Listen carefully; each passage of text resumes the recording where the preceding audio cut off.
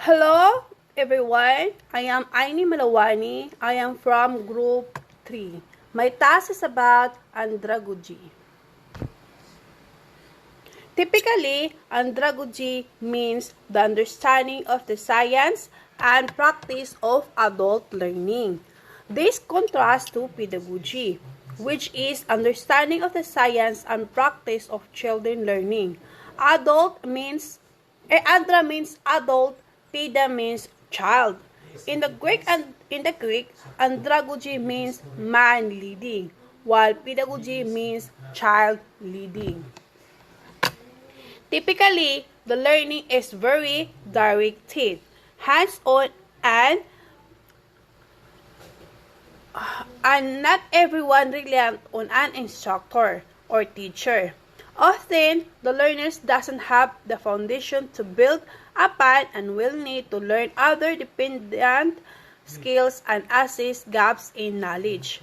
The term andragogy was first coined all the way back in 1933 by a German teacher named Alexander Knapp in an effort to categorize and describe Plato's theory of education. The key concept of andragogy. Pillar number 1. A maturing self-concept.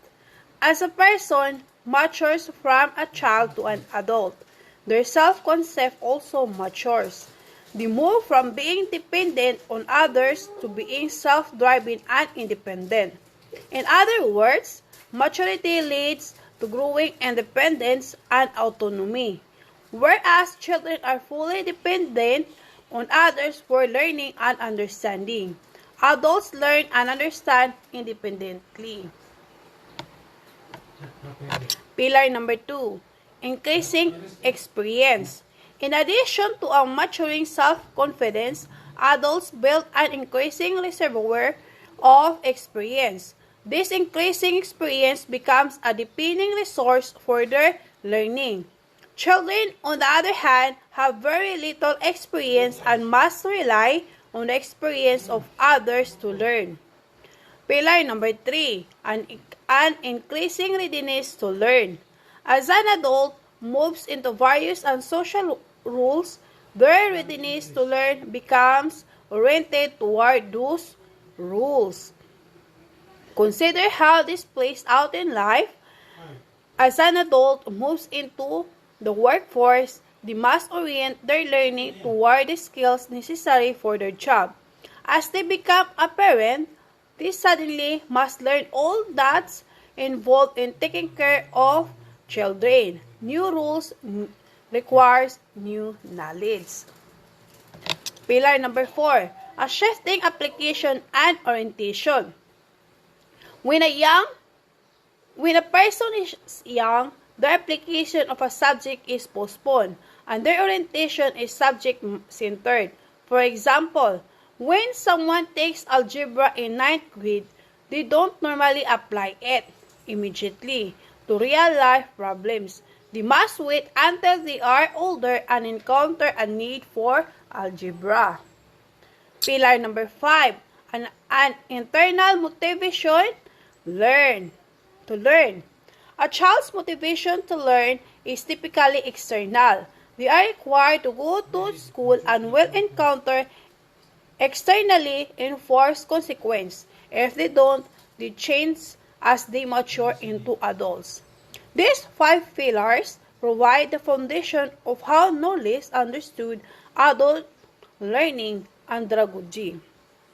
Knowledge believes that all adult learning must take these 5 pillars into account and shape to the teaching and curriculum accordingly.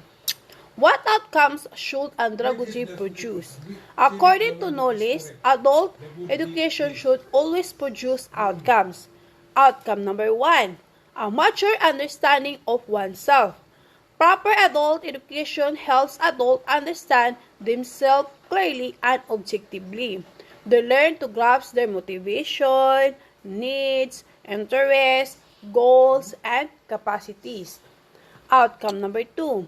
Acceptance, respect, and love toward others. In addition to increasing self-respect and love, andragogy should lead adults to increasingly accept, respect, and love others. There must be a keen understanding of the difference between people and ideas. Outcome number 3. A fluid and dynamic attitude toward life. Every experience is a new opportunity for adults to learn. Additionally, people are always changing, with which adults must learn to accept and even embrace. Outcome number 4. Understanding and reacting to causes, not symptoms. Typically, when a problem arises, people respond to the symptoms. Proper andragogy should change this. That's all my report. Thank you, everyone. Thank you for listening.